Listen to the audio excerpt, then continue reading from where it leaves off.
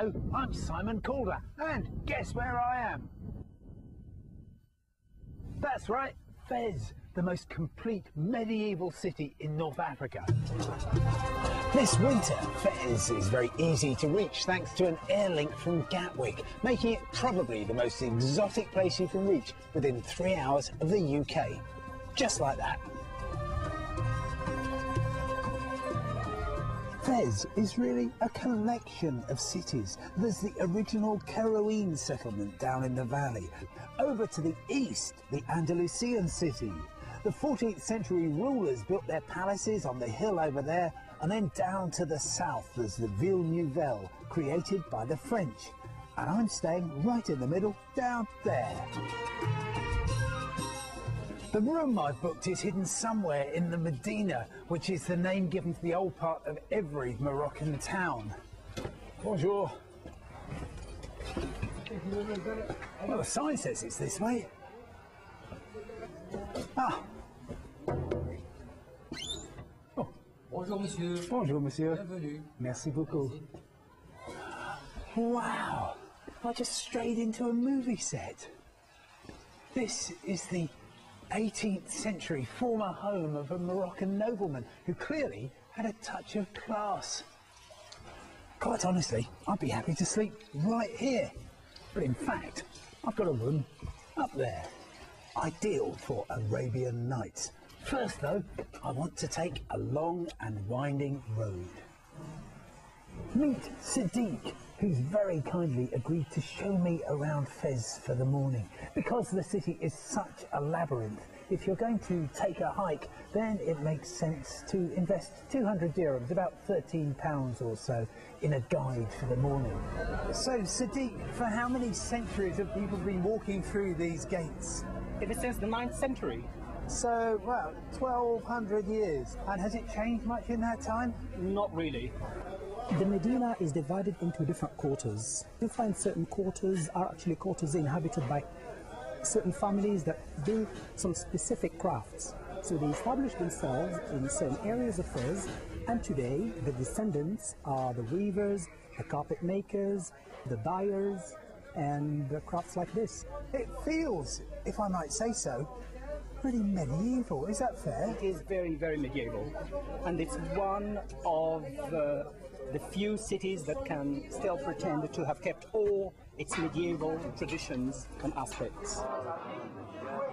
Sadiq has just led me through a doorway and we've ended up on a rooftop in the middle of the tanneries, where you can see the entire process of tanning a hide. Now, it's rather grisly, so I'll spare you the details. It involves lots of pigeon droppings and it's very smelly, but fascinating. Sadiq, thank you so much. It's been my pleasure. Okay, Bye-bye. bye-bye. Well, if you need to grab some lunch in a hurry, the good news is that you're never more than about 1 minute away from another eating opportunity. Of course, the great advantage with street food is that it's cooked right in front of you. It's all fresh, and you can tell from the turnover here, it's very, very popular. I can't believe it. That's about 30 pence for... Merci beaucoup.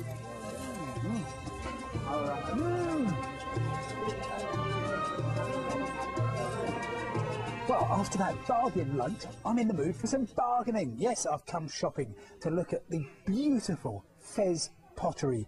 You understand, of course, about haggling. We all do, don't we? Here's what happens. I ask the excellent vendor to name his price. That will cost 320 dirham. 320 dirham. He says something where I say, no, I can't possibly pay that. I offer 1/3 of that. What about 100 dirham? And then we settle on 2/3 of that. Oh, I've rather set my heart on this, as he probably knows. What is your absolute lowest price? Last price is 250. 250. Yes.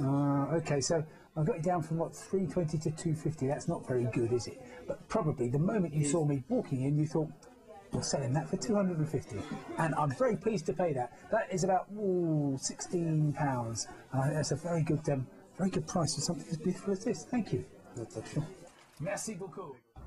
Les Mérinides, the name of the hotel that provides the very best venue in the city for an aperitif.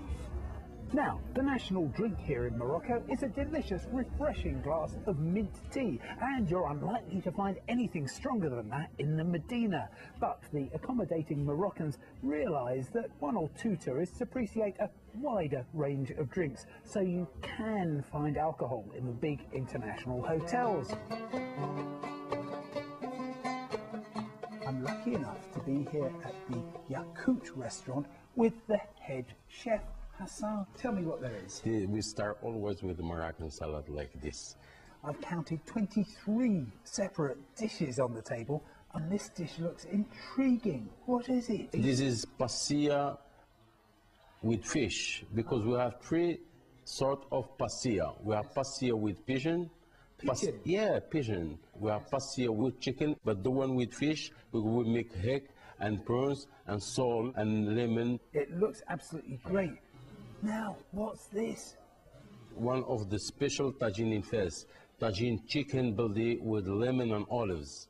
And we make it with olives oil and fry garlic and onion. Very tasty food, tagine. I'm sure it Yeah. is. Hassan, thank you for this. You're welcome. You're welcome.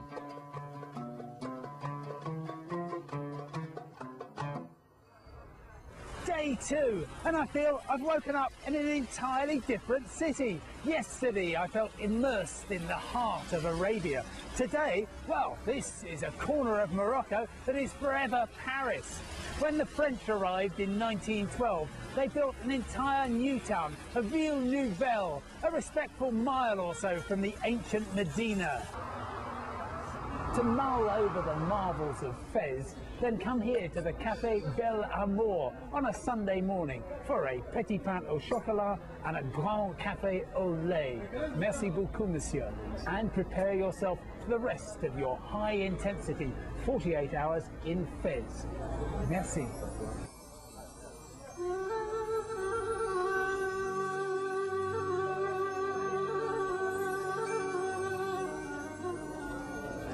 Time for some cultural education, and I've been told to meet the lady in purple by the blue gate. Ah, this is it. Hello, how are you? Fine. So, Saida, where are you taking me? So I'm going to take you to the most interesting cultural site we have in Fez, is the Madrasa Bonania.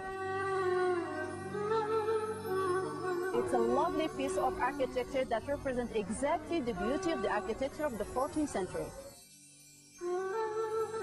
Which is amazing is when you walk outside, you don't expect to find this beauty inside. This is very important in our religion, to keep the beauty for yourself, to keep it inside, not to show off. It's so tranquil. It's now used as a mosque, only one that has this lovely, beautiful minaret. This is what we call a small ablution, 5 times a day. Before each prayer, you have to wash. After that spiritual cleansing, maybe it's time for a bit of physical cleansing.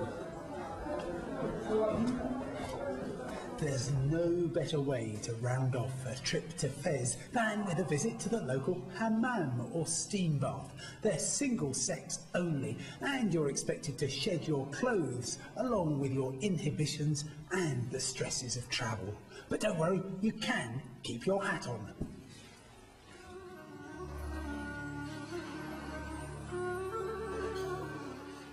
You know, when you come to Fez, I suggest you turn your watch back about 1,000 years. I've been lucky enough to visit a trio of Moroccan cities: Tangier, Casablanca, Marrakesh. Great places, all of them. But if you're looking for something a little bit different, edgy, raw, yet still warm and welcoming, I don't think you can do better than Fez. Magical, mysterious, magnificent. I'm Simon Calder, and thank you for joining me for 48 hours in Fez.